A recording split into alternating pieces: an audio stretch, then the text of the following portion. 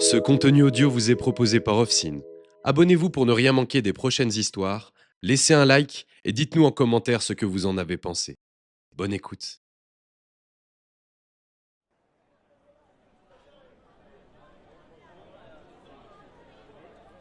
Lorsque je partis en excursion, un beau soleil illuminait Munich, et l'air était rempli de cette joie particulière au début de l'été. La voiture s'ébranlait déjà lorsque Delbrück, le patron de l'hôtel des 4 saisons où j'étais descendu, accourut pour me souhaiter une promenade agréable. Puis la main toujours sur la portière, il s'adressa au cocher. « Et surtout, soyez de retour avant le soir, n'est-ce pas ? Pour le moment, il fait beau, mais ce vent du nord pourrait bien finir malgré tout par nous amener un orage. Il est vrai qu'il est inutile de vous recommander la prudence. Vous savez aussi bien que moi qu'il ne faut pas s'attarder en chemin cette nuit. » Il avait souri en disant ces derniers mots. « Ja, mein Herr » fit Johann d'un air entendu, et touchant de 2 doigts son chapeau, il fit partir les chevaux à toute vitesse. Lorsque nous fûmes sortis de la ville, je lui fis signe d'arrêter, et lui demandai aussitôt « Dites-moi, Johann, pourquoi le patron a-t-il parlé ainsi de la nuit prochaine ?»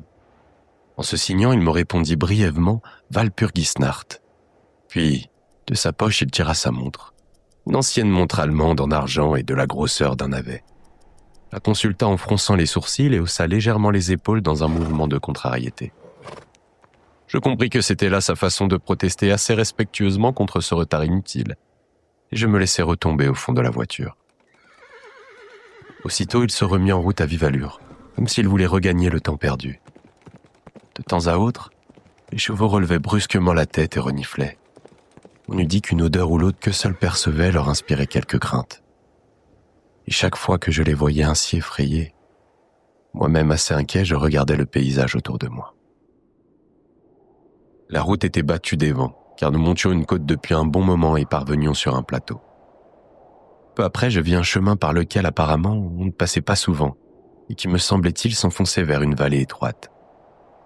J'eus fort envie de le prendre, et même au risque d'importuner Johann, je lui criai à nouveau d'arrêter, et je lui expliquai alors que j'aimerais descendre par ce chemin. Cherchant toutes sortes de prétextes, il dit que c'était impossible, et il se signa plusieurs fois tandis qu'il parlait. Ma curiosité éveillée, je lui posai de nombreuses questions. Il répondit évasivement et en consultant sa montre à tout instant, en guise de protestation. À la fin, je n'y tins plus. « Johann, lui dis-je, je veux descendre par ce chemin. Je ne vous oblige pas à m'accompagner, mais je voudrais savoir pourquoi vous ne voulez pas le prendre. » Pour toute réponse, d'abord rapide, il sauta du siège. Une fois à terre, il joignit les mains, me supplia de ne pas m'enfoncer dans ce chemin. Il mêlait à son allemand assez de mots anglais pour que je le comprenne. Il me semblait toujours qu'il allait me dire quelque chose, dont la seule idée sans aucun doute l'effrayait. Mais à chaque fois, il se ressaisissait et répétait simplement en faisant le signe de la croix. « Walpurgisnacht, Walpurgisnacht ». Je voulus un peu discuter, mais allez donc discuter quand vous ne comprenez pas la langue de votre interlocuteur. Il garda l'avantage sur moi, car bien qu'il s'applique à chaque fois à utiliser les quelques mots d'anglais qu'il connaissait, il finissait toujours par s'exciter et par se remettre à parler allemand. Et invariablement alors, il regardait sa montre pour me faire comprendre ce que j'avais à comprendre. Les chevaux aussi devenaient impatients. Ils reniflèrent à nouveau. Voyant cela, l'homme blêmit, regarda autour de lui, l'air épouvanté, et, soudain, en saisissant les brides, conduisit les chevaux à quelques mètres de là. Je le suivis et lui demandai ce qui le poussait soudain à quitter l'endroit où nous nous étions d'abord arrêtés. Il se signa, me montra l'endroit en question, fit encore avancer sa voiture vers la route opposée, et enfin, le doigt tendu vers une croix qui se trouvait là, me dit d'abord en allemand puis dans son mauvais anglais « C'est là qu'on l'a enterré, celui qui s'est tué ». Je me souvins alors de la coutume ancienne qui voulait qu'on enterrât les suicidés à proximité des carrefours. « Ah oui, fis-je, un suicidé ?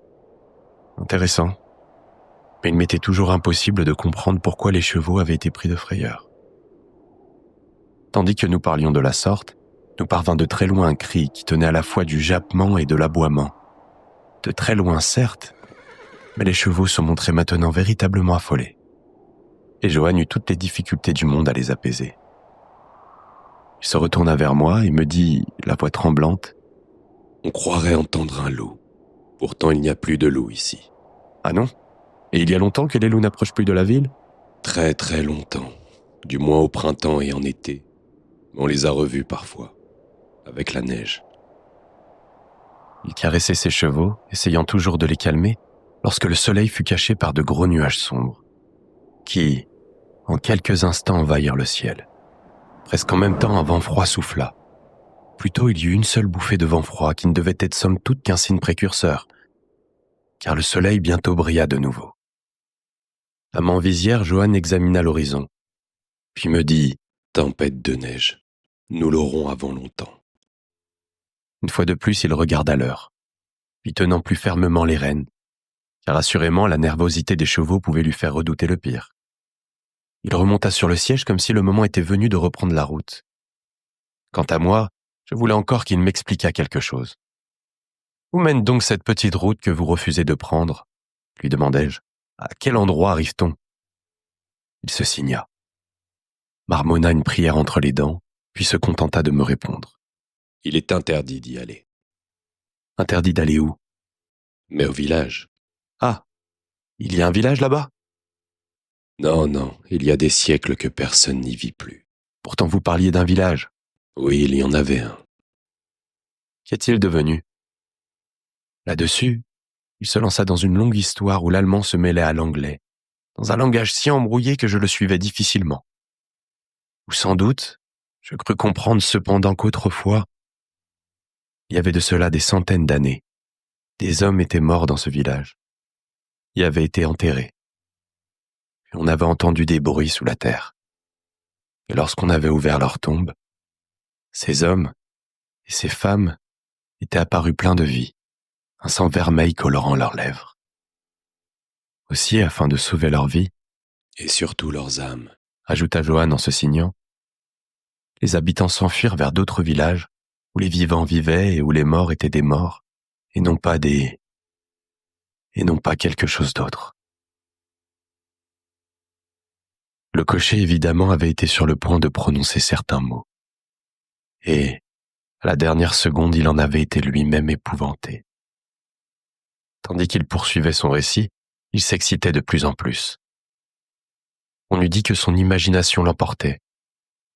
Et c'est dans une véritable crise de terreur qu'il l'acheva pâle comme la mort, suant à grosses gouttes, tremblant, regardant avec angoisse tout autour de lui, comme s'il s'attendait à voir se manifester quelque présence redoutable sur la plaine où le soleil brillait de tous ses feux. Finalement, il eut un cri déchirant, plein de désespoir. « Walpurgisnacht. » Et il me montra la voiture, comme pour me supplier d'y reprendre place.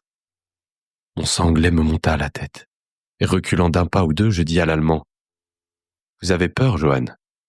Vous avez peur. Reprenez la route de Munich. Je retournerai seul.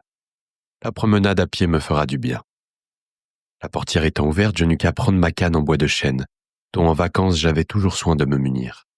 « Oui, rentrez à Munich, Johan, » repris-je.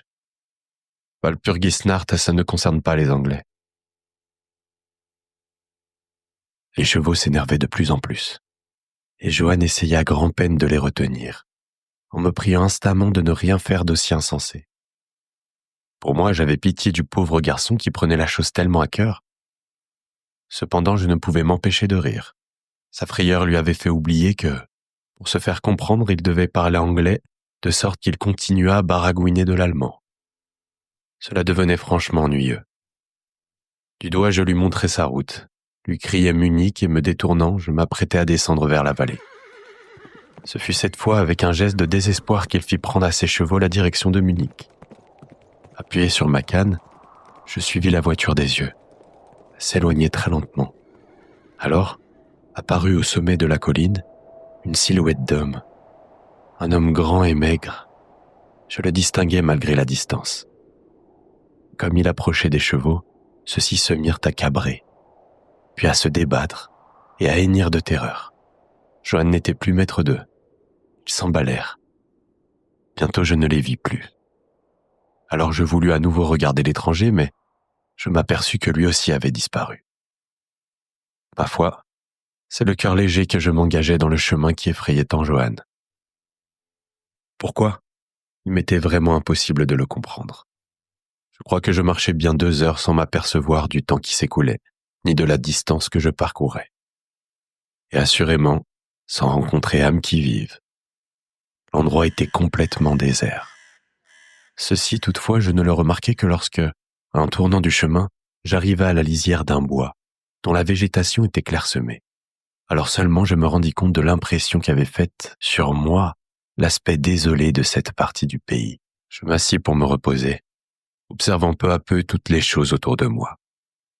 Bientôt, il me sembla qu'il faisait beaucoup plus froid qu'au début de ma promenade, et que j'entendais un bruit ressemblant à un long soupir entrecoupé de temps à autre d'une sorte de mugissement étouffé. Je levai les yeux et je vis de gros nuages, très hauts, passer dans le ciel, chassés du nord vers le sud.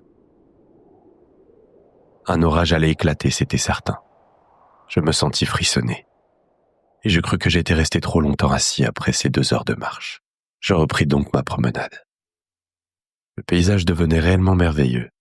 Non pas que l'œil fût attiré particulièrement par telle ou telle chose remarquable, mais de quelque côté que l'on se tournât, tout était d'une beauté enchanteresse. L'après-midi touchait à sa fin. Le crépuscule tombait déjà lorsque je commençais à me demander par quel chemin je retournerais vers Munich. L'éclatante lumière du jour éteinte, il faisait de plus en plus froid, et les nuages qui s'amoncelaient dans le ciel devenaient de plus en plus menaçants, accompagnés d'un grondement lointain, duquel surgissait de temps à autre ce cri mystérieux que le cocher croyait reconnaître pour celui du loup. Un instant, j'hésitais. Pourtant, je l'avais dit, je voulais voir ce village abandonné. Continuant à marcher, j'arrivai bientôt dans une vaste plaine, entourée de collines aux flancs complètement boisés. Du regard, je suivis la sinueuse route de campagne. Elle disparaissait à un tournant, derrière un épais bouquet d'arbres qui s'élevait au pied d'une des collines. J'étais encore à contempler ce tableau, quand soudain un vent glacé souffla, et la neige se mit à tomber. Je pensais aux miles et aux miles que j'avais parcourus dans cette campagne déserte, et j'allais m'abriter sous les arbres en face de moi. Le ciel s'assombrissait de minute en minute. Les flocons de neige tombaient plus serrés avec une rapidité vertigineuse, si bien qu'il ne fallut pas longtemps pour que la terre, devant moi, autour de moi, devint un tapis d'une blancheur scintillante, dont je ne distinguais pas l'extrémité perdue dans une sorte de brouillard. Je me remis en route, mais le chemin était très mauvais. Ses côtés se confondaient ici avec les champs, là avec la rizière du bois, et la neige ne simplifiait pas les choses. Aussi ne fus-je pas long à m'apercevoir que je m'étais écarté du chemin, car mes pieds sous la neige s'enfonçaient de plus en plus dans l'herbe, et me semblait-il dans une sorte de mousse. Le vent soufflait avec violence, le froid devenait piquant et j'en souffrais véritablement. En dépit de l'exercice que j'étais bien forcé de faire dans mes efforts pour avancer, les tourbillons de neige m'empêchaient presque de garder les yeux ouverts. De temps en temps, un éclair déchirait les nues, et l'espace d'1 ou 2 secondes, je voyais alors devant moi de grands arbres, surtout des ifs et des cyprès couverts de neige. À l'abri sous les arbres, et entouré du silence de la plaine environnante, je n'entendais rien d'autre que le vent siffler au-dessus de ma tête. L'obscurité qu'avait créée l'orage fut engloutie par l'obscurité définitive de la nuit. Puis la tempête parut s'éloigner. Il n'y avait plus par moments que des rafales d'une violence extrême, et chaque fois, j'avais l'impression que ce cri mystérieux, presque surnaturel du loup, était répété par un écho multiple. Entre les énormes nuages noirs apparaissait parfois un rayon de lune qui éclairait tout le paysage. Je pus de la sorte me rendre compte que j'étais parvenu au bord de ce qui ressemblait vraiment à une forêt d'ifs et de cyprès. Comme la neige avait cessé de tomber, je quittai mon abri pour aller voir de plus près.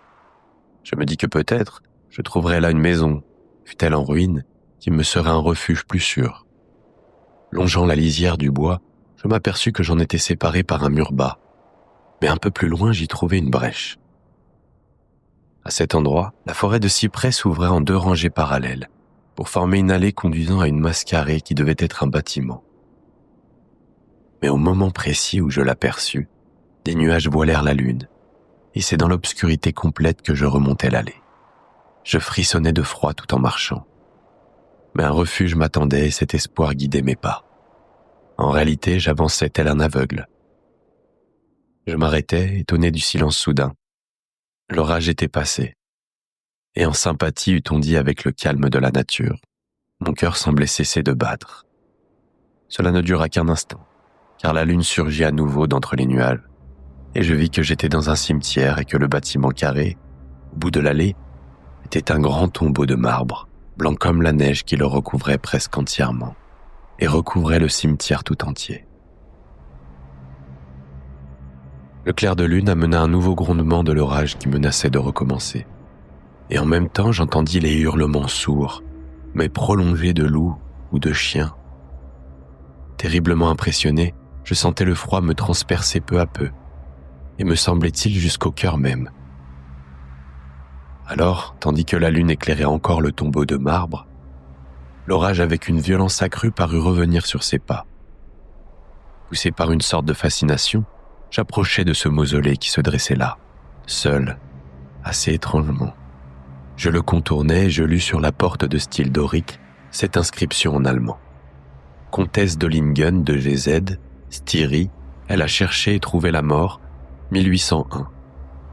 Au-dessus du tombeau, apparemment fiché dans le marbre, le monument funéraire était composé de plusieurs blocs de marbre. On voyait un long pieu en fer. Revenu de l'autre côté, je déchiffrais ces mots gravés en caractères russes. Les morts vont vite. Tout cela était si insolite et mystérieux que je fus près de m'évanouir. Je commençais à regretter de n'avoir pas suivi le conseil de Johann. Une idée effrayante me vint alors à l'esprit. C'était la nuit de Walpurgis. Walpurgisnacht.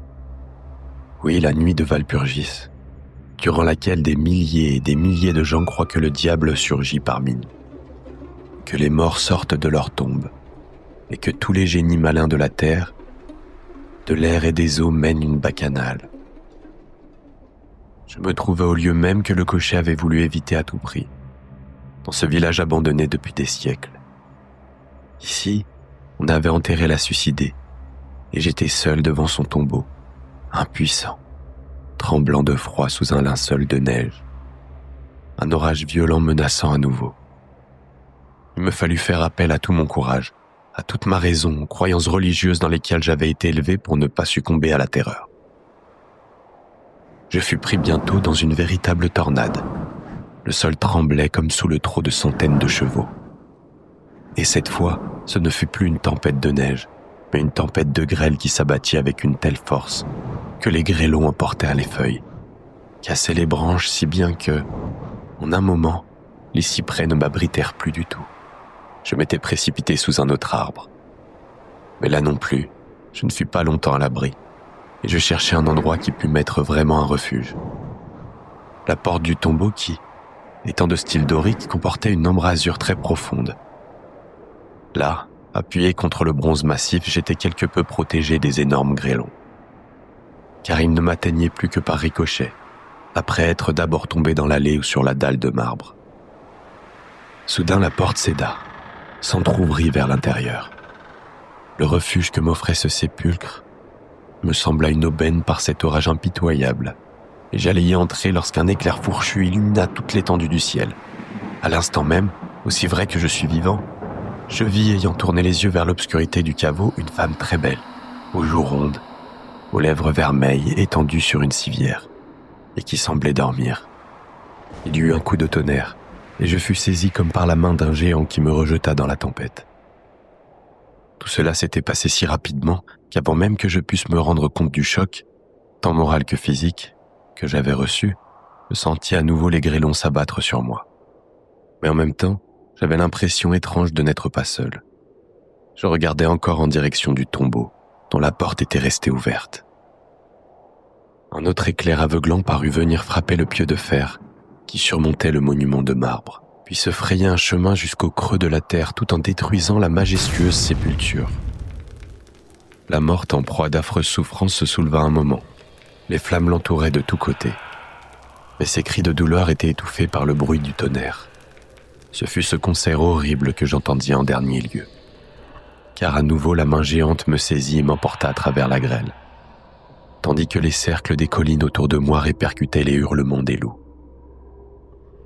Le dernier spectacle dont je me souvienne est celui d'une foule mouvante et blanche. Fort vague à vrai dire, comme si toutes les tombes s'étaient ouvertes, pour laisser sortir les fantômes des morts qui se rapprochaient tous de moi à travers les tourbillons de grêle. Peu à peu, cependant, je repris connaissance, puis j'éprouvai une si grande fatigue qu'elle m'effraya. Il me fallut longtemps pour me souvenir de ce qui s'était passé. Mes pieds me faisaient terriblement souffrir, et je n'arrivais pas à les remuer. Ils étaient comme engourdis. Ma nuque me semblait glacée. Toute ma colonne vertébrale et mes oreilles, de même que mes pieds, étaient à la fois engourdis et douloureux. Pourtant, j'avais au cœur une impression de chaleur véritablement délicieuse, comparée à toutes ces sensations. C'était un cauchemar physique, si je puis me servir d'une telle expression. Car je ne sais quel poids très lourd sur ma poitrine me rendait la respiration difficile. Je restai assez longtemps, je pense, dans cet état de demi-léthargie, et je n'en sortis que pour sombrer dans le sommeil, à moins que ce ne fût une sorte d'évanouissement. Puis je fus pris d'un haut-le-cœur, comme lorsqu'on commence à éprouver le mal de mer. En moi montait le besoin incoercible d'être délivré de quelque chose, je ne savais de quoi. Tout autour de moi régnait un silence profond, comme si le monde entier dormait ou venait de mourir. Silence que rompait seulement le halètement d'un animal, qui devait se trouver tout près de moi. Je sentis quelque chose de chaud qui m'écorchait la gorge, et c'est alors que m'apparut l'horrible vérité.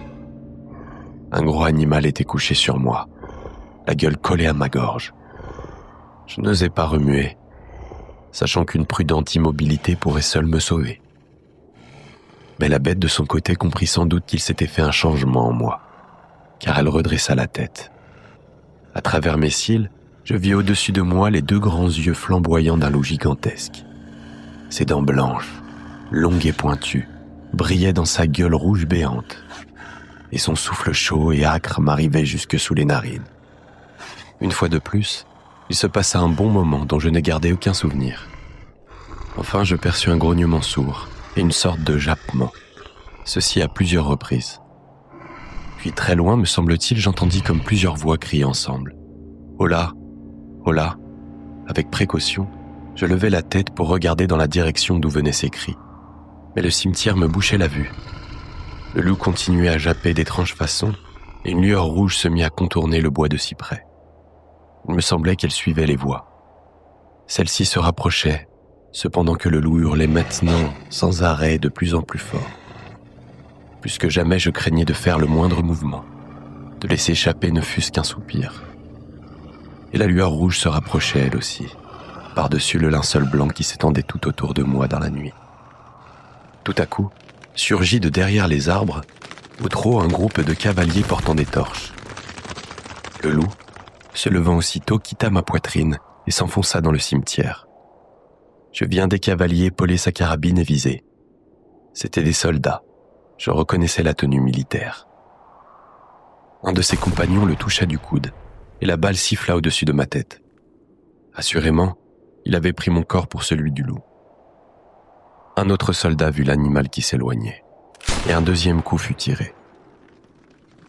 Puis, tous les cavaliers partirent au galop, certains vers moi, les autres poursuivaient le loup qui disparut sous les cyprès lourds de neige. Une fois qu'ils furent près de moi, je voulus enfin remuer bras et jambes. Mais cela me fut impossible. J'étais sans force.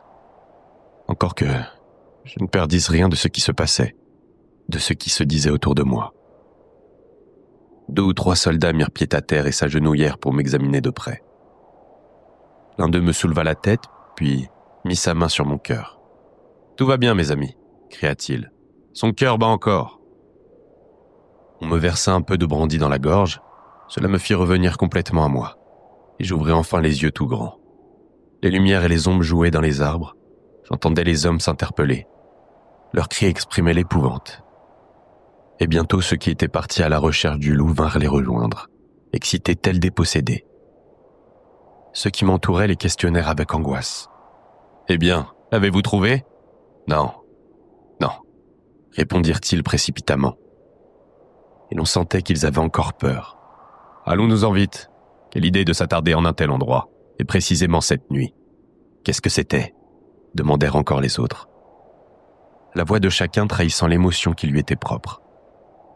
Les réponses furent assez différentes, et surtout me semblèrent fort indécises, comme si tous les hommes avaient d'abord voulu dire la même chose, mais que la même peur les eût empêchés d'aller jusqu'au bout de leurs pensées. C'était... Oui. Bredouilla l'un d'eux qui n'était pas remis du choc. Un loup. Mais pas tout à fait un loup, dit un autre en frissonnant d'horreur. Ne sert à rien de tirer sur lui si l'on n'a pas une balle bénite, fit remarquer un troisième qui parlait avec plus de calme. Bien nous a pris de sortir cette nuit, s'exclama un quatrième. Vraiment, nous aurons bien gagné nos 1000 marks. Il y avait du sang sur les éclats de marbre, dit un autre. Et ce n'est pas la foudre qui a pu l'y mettre. Et lui, n'est-il pas en danger ? Regardez sa gorge. Voyez, mes amis, le loup s'est couché sur lui et lui a tenu le sang chaud. L'officier, après s'être penché vers moi, déclara « Rien de grave, la peau n'est même pas entamée. Que signifie donc tout ceci ? Car nous ne l'aurions jamais trouvé sans les cris du loup. Mais cette bête, où est-elle passée ?» demanda le soldat qui me soutenait la tête, et qui, de tous, paraissait être celui qui avait le mieux gardé son sang-froid. « Elle est retournée chez elle, » répondit son camarade. Son visage était livide et il tremblait de peur en regardant autour de lui. « N'y a-t-il pas assez de tombes ici où elle puisse se réfugier ? Allons, mes amis, vite, quittons cet endroit maudit. » Le soldat me fit asseoir cependant que l'officier donnait un ordre. Plusieurs hommes vinrent me prendre et me placèrent sur un cheval. L'officier lui-même sauta en selle derrière moi, passa ses bras autour de ma taille et à nouveau donna un ordre, celui du départ. Laissant derrière nous les cyprès, nous partîmes au galop dans un alignement tout militaire. Comme je n'avais pas encore retrouvé l'usage de la parole, il me fut impossible de rien raconter de mon invraisemblable aventure. Et sans doute tombai-je endormi, car la seule chose dont je me souvienne à partir de ce moment, c'est de m'être retrouvé debout, soutenu de chaque côté par un soldat. Il faisait jour, et vers le nord se reflétait sur la neige un long rayon de soleil, semblable à un sentier de sang. L'officier recommandait à ses hommes de ne pas parler de ce qu'ils avaient vu. Il dirait seulement qu'ils avaient trouvé un Anglais qui gardait un grand chien. Un grand chien ? Mais ce n'était pas un chien, s'écria le soldat qui tout le temps avait montré une telle épouvante. Quand je vois un loup, je sais sans doute le reconnaître d'un chien. Le jeune officier reprit avec calme. J'ai dit un chien. Un chien, répéta l'autre d'un air moqueur. De toute évidence, le soleil levant lui rendait du courage. Et me montrant du doigt, il ajouta « Regardez sa gorge. Vous me direz que c'est un chien qui a fait ça ?» Instinctivement, je portai la main à ma gorge. Et, aussitôt, je criai de douleur. Tous m'entourèrent. Certains restés en selle se penchaient pour mieux voir. Et de nouveau s'éleva la voix calme du jeune officier. « Un chien, ai-je dit. Si nous racontions autre chose, on se moquerait de nous. » Un soldat me reprit en selle avec lui, et nous poursuivîmes notre route jusque dans les faubourgs de Munich. Là, nous rencontrâmes une charrette dans laquelle on me fit monter, et qui me ramena à l'hôtel des 4 saisons.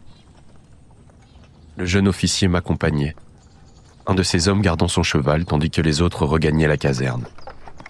Hördelbrück mit une telle hâte à venir nous accueillir que nous comprîmes tout de suite qu'il nous avait attendus avec impatience. Me prenant les 2 mains, il ne les lâcha pas avant que je ne fusse entré dans le corridor. L'officier me salua, et il allait se retirer quand je le priai de n'en rien faire. J'insistais au contraire pour qu'il montât dans ma chambre avec nous. Je lui fis servir un verre de vin, et lui dis combien je lui étais reconnaissant, ainsi qu'à ces hommes si courageux de m'avoir sauvé la vie. Il me répondit simplement qu'il en était lui-même trop heureux, que c'était Hördelbrück qui le premier avait pris les mesures nécessaires, et que ses recherches en définitive n'avaient pas été désagréables du tout. En entendant cette déclaration ambiguë, le patron de l'hôtel sourit, cependant que l'officier nous priait de lui permettre de nous quitter. L'heure le rappelait à la caserne. « Mais, Hördelbrück » demandai-je alors, « comment se fait-il que ces soldats soient venus à ma recherche ? Et pourquoi ?» Il haussa les épaules, comme s'il attachait peu d'importance à sa propre démarche, et me répondit « Le commandement du régiment dans lequel j'ai servi m'a permis de faire appel à des volontaires. » « Mais comment saviez-vous que je m'étais égaré ? Le cocher est venu ici avec ce qui restait de sa voiture. Elle avait été presque complètement démolie quand les chevaux s'étaient emballés. Pourtant ce n'est certes pas à cause de cela que vous avez envoyé des soldats à ma recherche. » Oh non, regardez. Avant même que le cocher ne soit venu, j'avais reçu ce télégramme du boyard dont vous allez être l'hôte. Elle tira de sa poche un télégramme qu'il me tendit. Je lus. Bistritz. Veillez attentivement sur celui qui sera mon hôte. Sa sûreté est pour moi très précieuse. S'il lui arrivait quelque chose de fâcheux ou s'il disparaissait, faites tout ce que vous pouvez pour le retrouver et lui sauver la vie. C'est un Anglais, donc il aime l'aventure. La neige, la nuit et les loups peuvent être pour lui autant de dangers. Ne perdez pas un instant si vous avez quelque inquiétude à son sujet. Ma fortune me permettra de récompenser votre zèle. Dracula. Je tenais encore cette dépêche en main, quand j'eus l'impression que la chambre tournait autour de moi. Et si le patron de l'hôtel ne m'avait pas soutenu, je crois que je serais tombé. Tout cela était si étrange, si mystérieux, si incroyable, que j'avais peu à peu le sentiment d'être le jouet et l'enjeu de puissances contraires, et cette seule et vague idée en quelque sorte me paralysait. Certes, je me trouvais sous une protection mystérieuse. Presque à la minute opportune, un message venu d'un pays lointain m'avait préservé du danger de m'endormir sous la neige, et m'avait tiré la gueule du loup. Merci d'avoir écouté cette histoire jusqu'au bout. Si tu veux m'aider à m'améliorer, ton avis compte beaucoup. Alors abonne-toi et laisse un commentaire. La suite arrive bientôt.